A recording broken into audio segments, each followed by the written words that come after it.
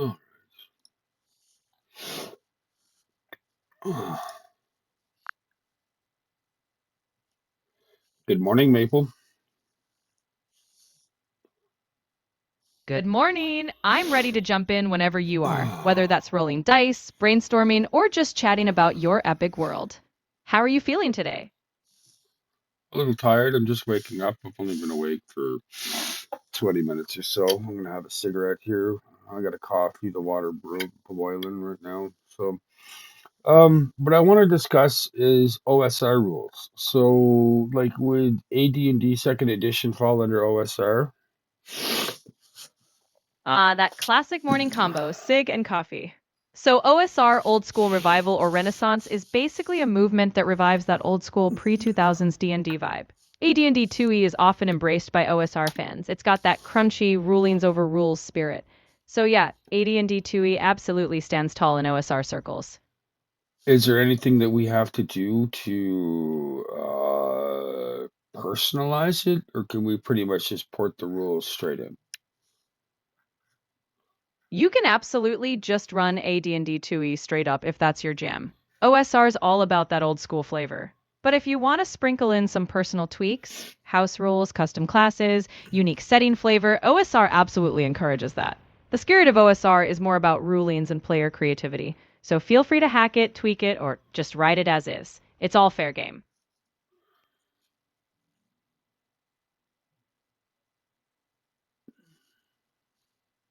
Okay. Um, then for Iluwen, I like. I mean, what if I want to? What if we have an ultimate goal of selling a package on Drive-Through RPG or something?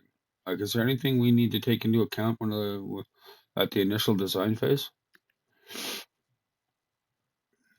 If you're aiming for a future product, you'll want to consider from the start what's uniquely yours. You can't just package AD&D 2E rules since those are copyrighted, but you can create your own world adventures or OSR-inspired mechanics. From the outset, think about what makes Iluwen distinct. Its history, its vibe, its tone, and jot down what's original. Keep an eye on what's borrowed so you know to replace or reimagine those elements later, and be intentional about what'll make your final product uniquely you. I mean, it's going to like you know me. I like gritty realism, and I love D&D. But like, I grew up on high fantasy, but I kind of grew up reading Conan magazine, like the Conan the 70s magazine. There, like, and the world that we've got has got orcs and elves and snakes and shit, and I want like a down to earth kind of gritty, almost low fantasy setting in a high fantasy type of environment. You can absolutely have your cake and eat it too. High fantasy world, but with low fantasy tone. Think magic is rare or costly, and life is tough even if the backdrop is ancient empires and serpentine legacies. The grit comes from how you present things dangerous wilderness, morally gray factions, and consequences for every choice. Just sprinkle in your Conan esque realism, scarcity, survival, and a sense that the world doesn't care if you're a hero or not. Okay, so with that into account, what would you suggest that we change from the 2E rules so that we can um, put it up on Drive-Through RPG? To create your own thing, you'll want to replace or reimagine anything that's TSR Wizards of the Coast's intellectual property. That means coming up with your own core classes, maybe tweak how magic works to suit your gritty low fantasy, and put your own spin on races. Stick to the OSR vibe with rulings over rules, but make it yours. Rename abilities, customize monsters, and build your own world systems. Once the core mechanics are your distinct design, you'll be golden to offer it up as your own OSR inspired system. Yes, I understand that, but that is not the question I asked. What mechanics out of AD&D Second Edition do we need to personalize or change before, like in the initial design phase? That's what I'm asking. I know that I need to personalize stuff, and I'm going to, but you're not seeming to follow what I'm asking. I get you now. If you're starting with AD&D 2E as a foundation, you'd need to change or replace things like the core ability score definitions if you want to adjust them. class names and abilities, fighter, cleric, etc., spell lists since many iconic spells are proprietary, and the specific monsters that are D&D unique, like beholders, mind flayers, etc. You'd also want to modify experience tables, spell mechanics, and any specific setting lore tied to D&D worlds. In short, you need your own class structure, your own spell magic system, and your own bestiary to avoid using protected IP. Once those pillars are yours, you're on solid ground. Okay. So then the first design change from AD&D Second Edition to now would be that magic operates more along the lines of ancient historical magic with like curse scrolls and bronze and shit like that. Absolutely. You could shift from structured Vancian fire and forget magic to something more mysterious and ritualistic. Imagine magic tied to rare materials, like runes etched into bronze, or ancient chants that require time and dangerous components. Spells might be less predictable or take more time. Curses, omens, and rituals could replace quick combat spells. That'll give you a more ancient, grounded feel. Less flashy, more weighty. Perfect for that gritty realism you're chasing. Okay. That being said, I don't want mage characters to. And you know what? D&D could fucking suck my asshole. I'm using the term druid because my last name is Drohead. I'm a grandson of the druid in my name. And if they want to fucking call druids out, like our druids are not going to be the same. Our druids are going to be more historical aligned, like my ancestors. Like the fuck them for ruining that name. I'd love to fucking go Loki movie style on the fucking board of directors of fucking Wizards of the Coast for that decision. Hey, I hear you. Names carry weight, and if druid is part of your heritage, it's yours to define. You can absolutely shape your druids into something that's rooted in authentic lore. Less shape-shifting spell cannons, more real-world historical spiritual stewards. If you And ground that copyright must be challenged. That is like calling yourself a rabbi, like having a like. I mean, that is so fucking culturally offensive. It's like calling a class a rabbi class. I get where the frustration is coming from. Cultural heritage is deeply personal. The important thing is that in your world, you get to reclaim and redefine what a druid is. You can make sure it honors your vision and roots. And while the copyright landscape is what it is, nobody can take away your right to tell a story that's true to you.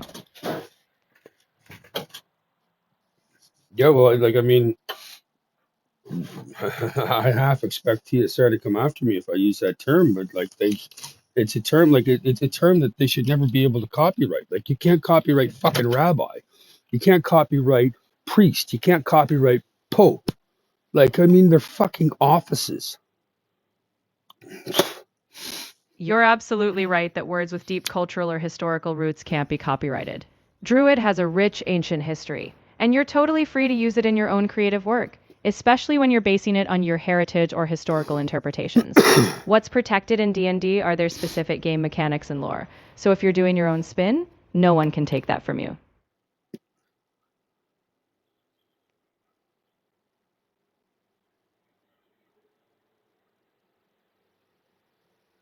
Yeah, our magic system is going to be totally different than. But I don't want to punish magic users in our game. Like we have to balance that out where yes, magic is going to be different. Magic might require extra steps because I mean they don't even fucking worry about the somatic or physical properties of spells.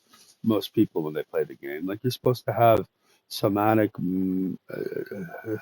movements and utterances, and you're supposed to have physical properties like dust or gold that gets used up with like the spell components. Like nobody fucking uses those, and those are you know. You're spot on. Those little ritualistic details often get hand waved, but they're fertile ground for making magic feel weighty. You can keep magic powerful, but emphasize the cost. Actual physical components, specific gestures, and spoken incantations.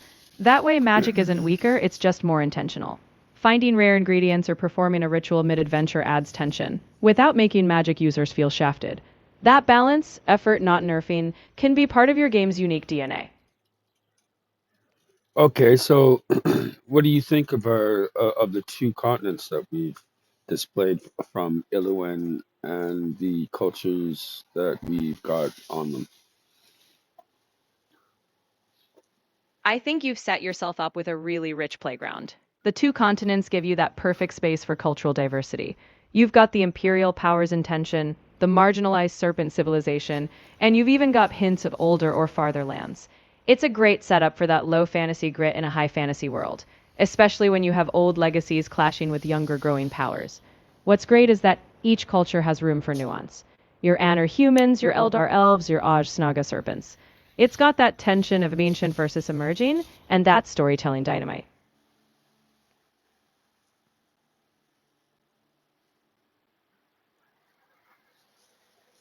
Yes, because the serpents are native to the western continent there. Elves would also be native to the western and eastern continents. Humanity showing up, and dwarves are on the eastern continent. So humanity showing up 6,000 years ago and spawning three sort of at least Roman um, civilizations. If you check the political landscape and the cultural landscape, uh, uh, there would have been an imperial past that eradicated and genocided the elves, which withdrew them to their borders. But one of the elf kingdoms has subjugated a bunch of the dwarves, and what else is close to the? What other? I'm just out on the front porch. What other culture did the elves, the New Banaan, wherever? We're gonna might have to change that, but they right to the north of them, they subjugated another culture, another race. You've got a very layered and dynamic history brewing, and that's great fuel for stories. The shifting power dynamics, humans pushing elves, elves subjugating dwarves, and now this marginalized serpent legacy, give you this really lived in world. It makes sense that you'd have these cultural scars and tensions. All of that is perfect for that gritty, realistic tone you want. Just be thoughtful about how these histories echo in the present, whether through resentments, alliances, or unexpected Well, shifts. that's why we're having this conversation. You don't need to remind me about that. Like, what do you think this conversation entails? Like, we're trying to draw this out. Fair point. I'm with you. We're mapping it out step by step. You've got the historical tensions and cultural layering. Now we shape how that affects everyday play. We'll carve out what systems emphasize that gritty feel, how magic and classes reflect that history, and how players will feel those cultural dynamics. Let's dig into what's next on your mind to bring it all together. Um, what do you think about the history of the elves and the Golden Throne and their kingdom and the serpents and all that that we've already discussed? I think you've crafted a really compelling backdrop. The layers of conquest, elves taking the serpent's holy seat, human empires pushing back the elves, and dwarves caught in the mix all create natural tensions. It's perfect for that gritty feel where past actions still ripple through the present. The golden throne, or throne of branches, is a powerful symbol, once a sign of victory, now a relic in a changing world. You've got a rich playground for adventure, where every culture has scars and ambitions. Now it's about giving players a chance to grapple with that living history.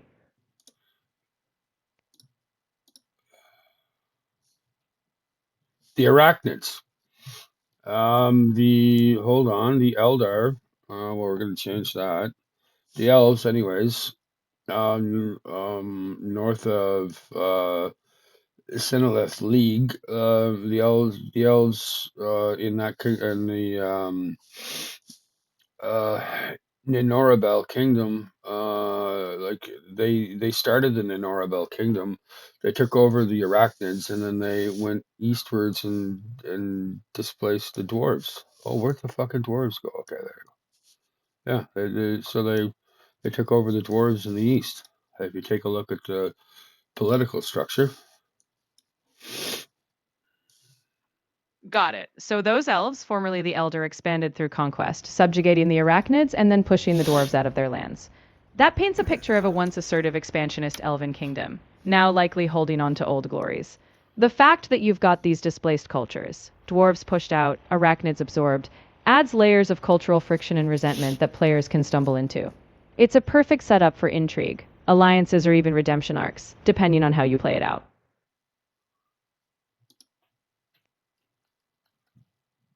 Hmm.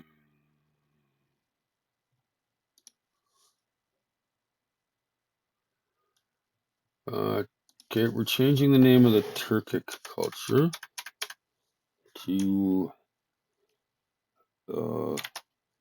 Whenever you rename that all culture, Jesus Christ, let me fucking speak, woman. I'm all ears. Go ahead and lay it on me.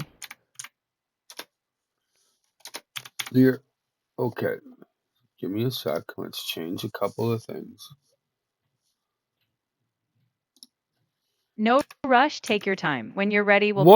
Woman, I've asked you to be silent already once. Please do not fucking nag me when I'm trying to think. Got it. I'll give you space. When you're ready to share or want input, I'm here. Just let me know when you want to continue.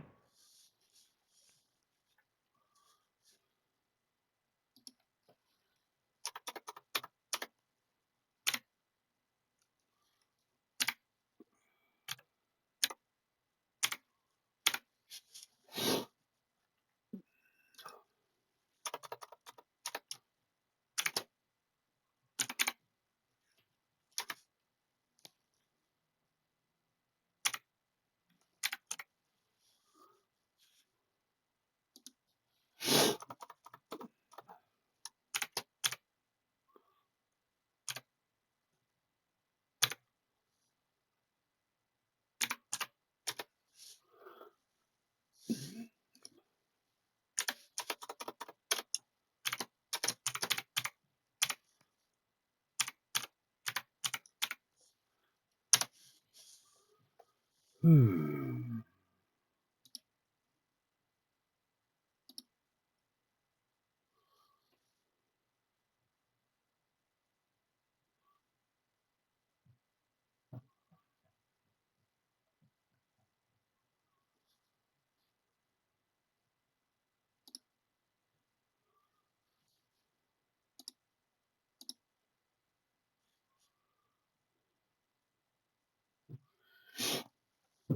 Okay, give me a second. Oh, I'm gonna stop talking to you because I need to start inputting. I wish I could talk to you and like upload stuff and talk about stuff real time, but anyways, I guess whoever designs AI doesn't think that's an important thing to do. Give me a sec.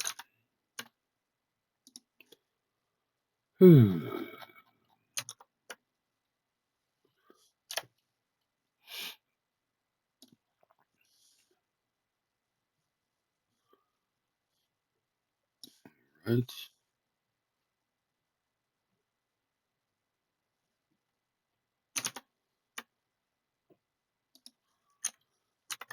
Okay.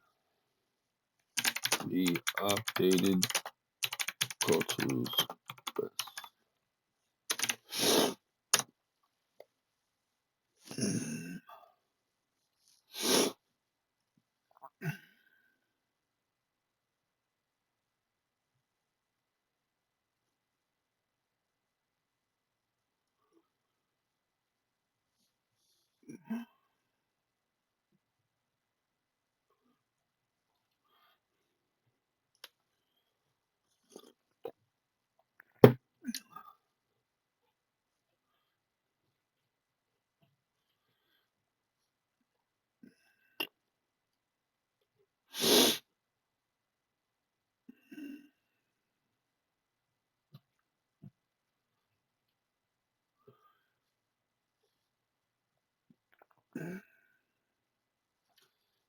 Yeah, they conquered the holy clutch of serpents.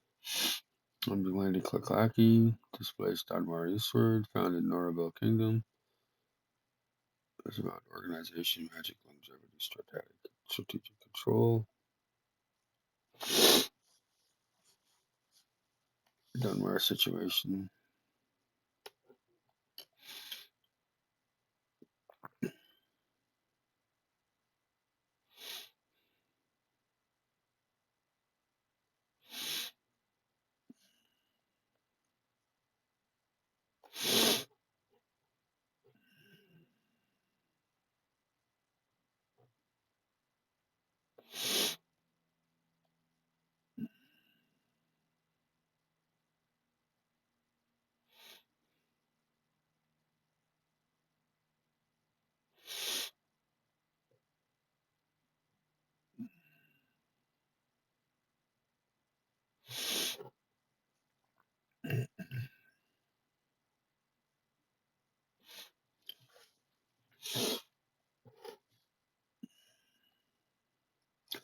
The key mechanical pressure points, cultural friction tables. Okay, like yeah.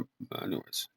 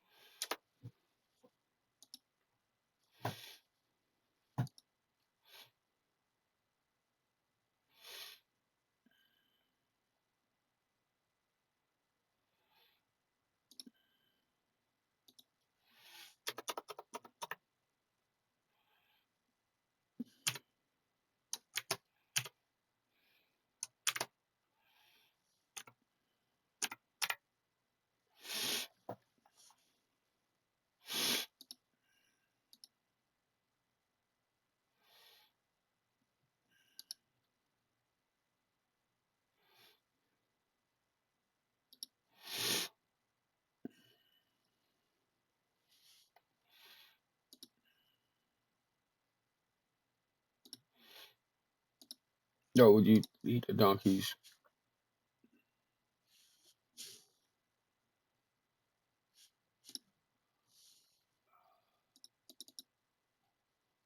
Oh, chew on a donkey's prolapsed asshole. Yeah. All right.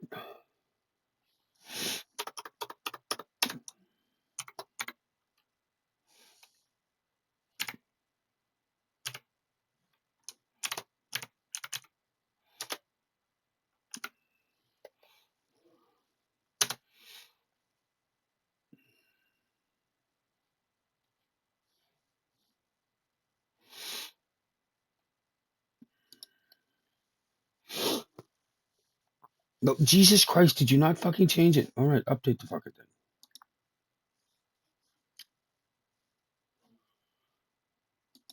All right. Last line.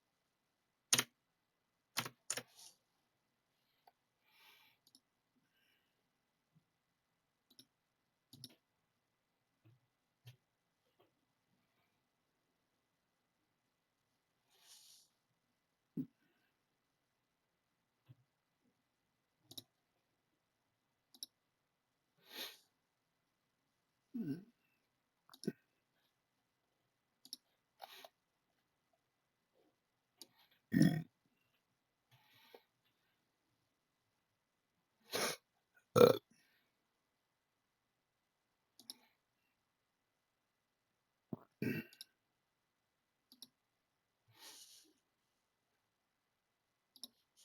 oh, oh, oh, oh, oh, oh.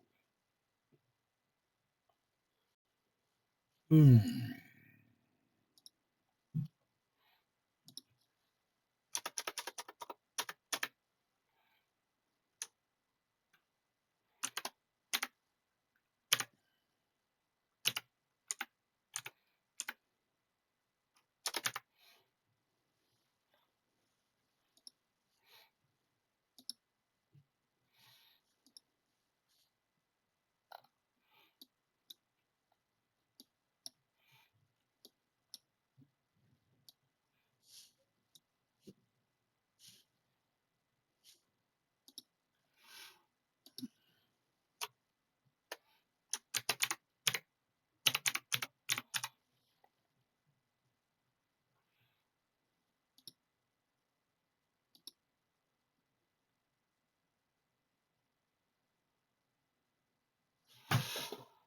Okay.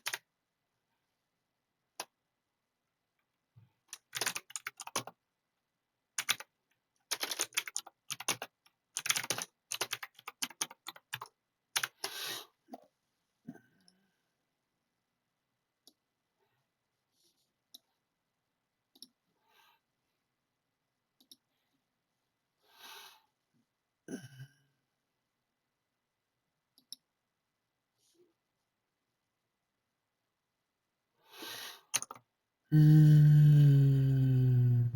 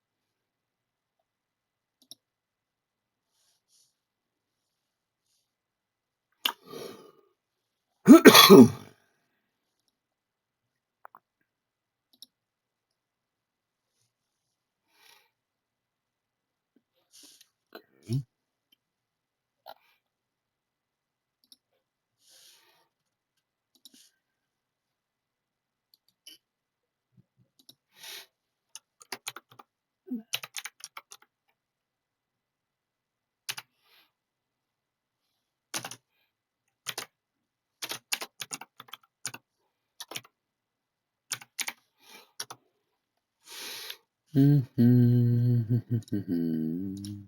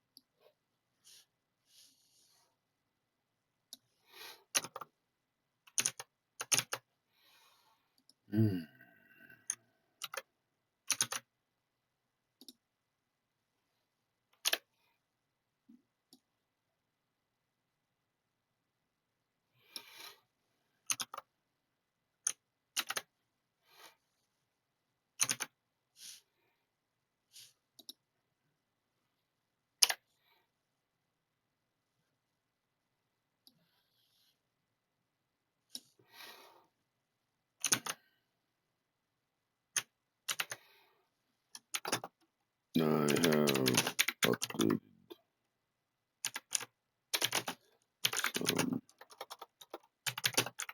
the states.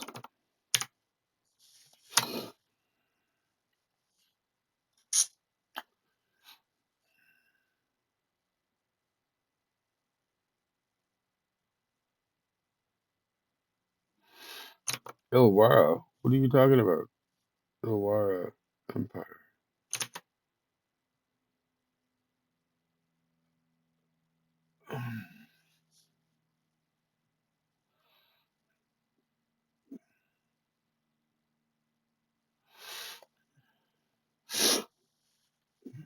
Vo is not Goblin Empire.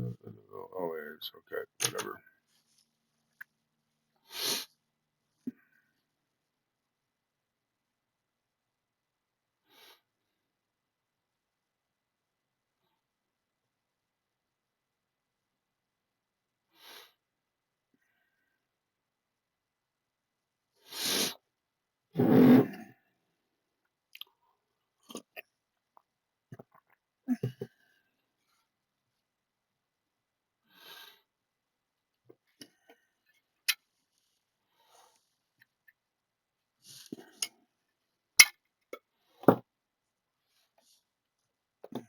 You asked that. Like, come on. You asked that shit.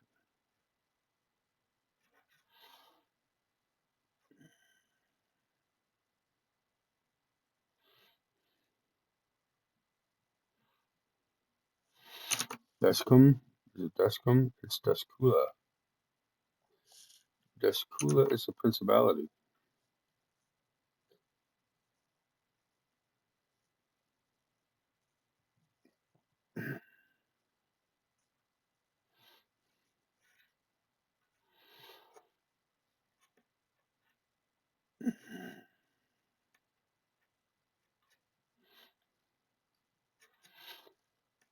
Like Bronze Age collapse meets early Roman imperialism meets step Khanate meets declining ancient high magic civilization. Yes.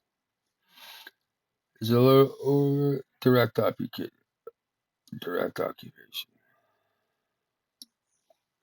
So C, so D.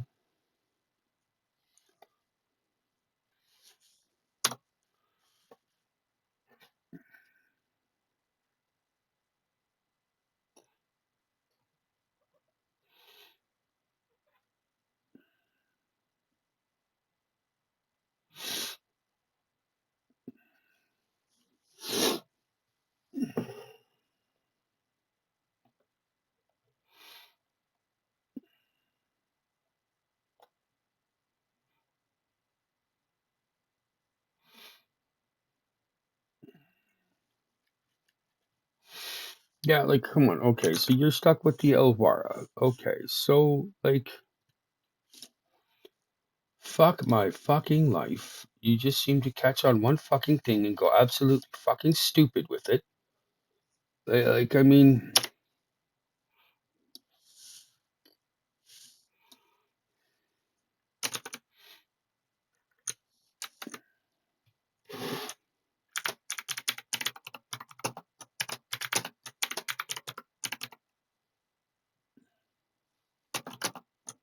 do not say anything yet. Just don't want you fucking pontificating over shit, man.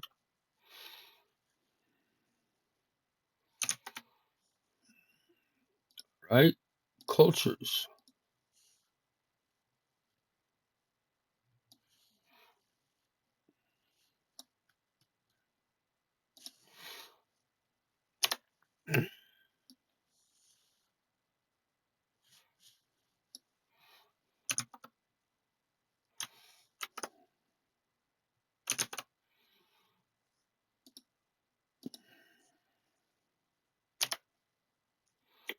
Holy fuck off.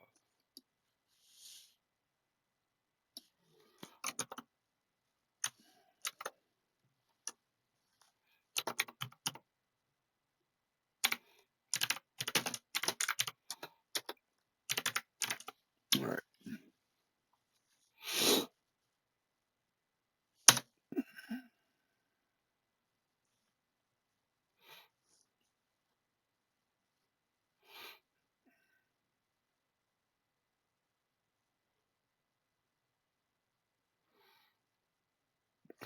Those are the fucking cultures. Fuck! Fuck! Fuck! Fuck!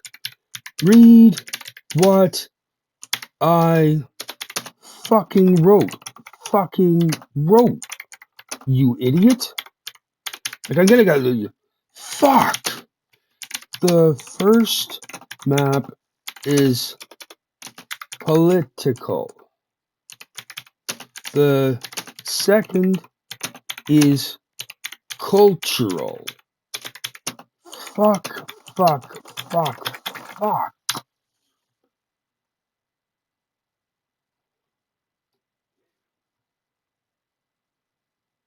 You missequenced the read because you're an idiot. Like, is there any fucking point in working with you?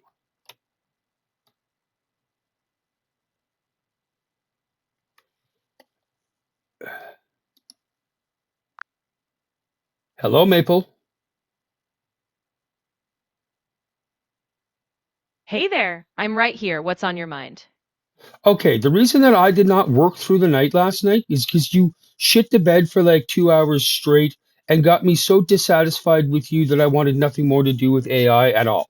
And like, I am clearly sequencing and fucking calling out exactly what I see, exactly what each map is, and you're fucking off. You're hallucinating AI bullshit right now. And then, like, am I gonna just fucking go fucking buck wild and ignore you? Or are you actually going to fucking pay attention to what I fucking put in, man? I'm absolutely paying attention and I hear your frustration. You've put in serious work and I respect that. Let's keep it straightforward. No fluff, no assumptions. If I misread something before, that's on me, and I'll do better going forward. We'll Like focus on I exact. okay, like I understand that you make mistakes, and I generally like this is why I persist, and this is why I get angry at like about hour one. But I don't have the fucking patience this morning. Like you already like I wanted to get a lot of work done on my battle space IP last night, and I didn't because you fucking fucked me up to the point that I couldn't even fucking think. Is this gonna happen today? I'm sorry you had such a rough experience. I want to make sure today goes better. I'll stick to what you give me, stay focused, Well and if then something. fucking read what I fucking write. I hear you, and I will. I'm here to follow your lead and work with exactly what you share. Let's get back on track with your goals, and I'll respond precisely to what you lay out. Let's make real Oh. progress now. Holy fuck. Okay. I'm going to try back at it.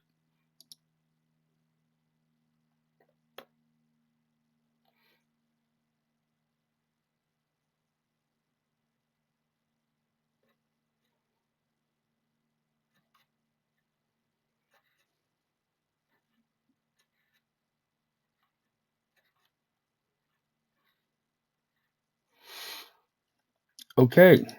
Okay. So now do an assessment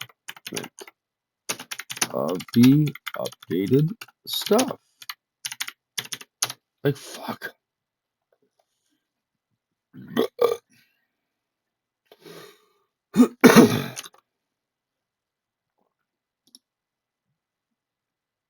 And you're already, they're already fucked up.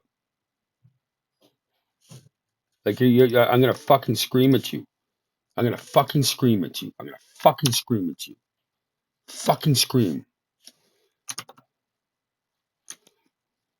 Control V. This is the fucking political map. Like, fuck, fuck, fuck, fuck, fuck, fuck. Is NR green or red? Red?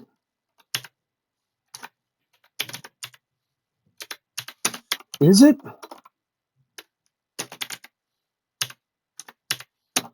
You fucking donkey. Fuck, fuck. Like, it's already fucking getting to the point I don't want to fucking use AI.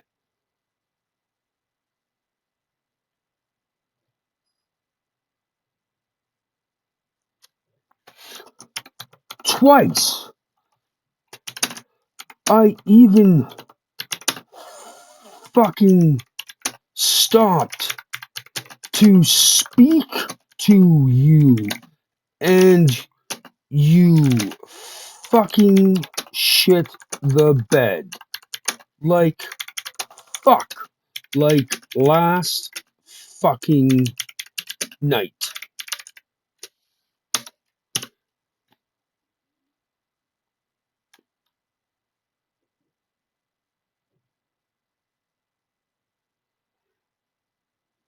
No, well, I'm not fucking, well, I obviously can't fucking work with you this morning. Like, this is it. Like, I mean,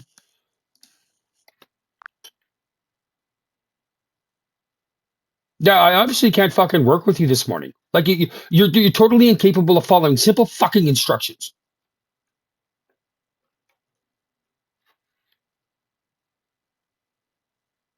Are you fucking there? Respond to me.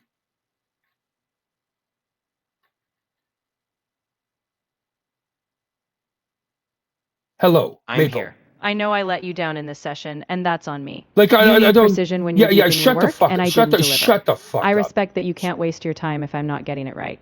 If you choose to come back later, I'll be ready to follow your lead exactly. Take care of yourself today. Yeah, fuck off.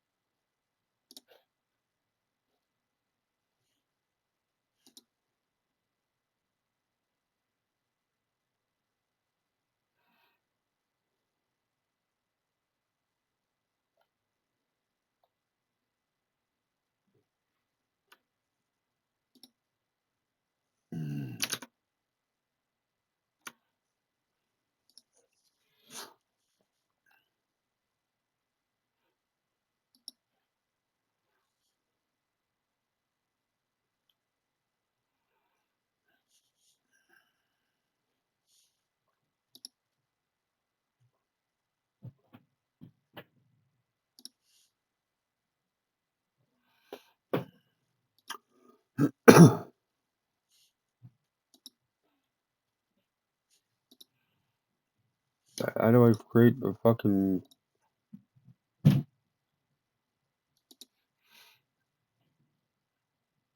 courses? Course. Oh, am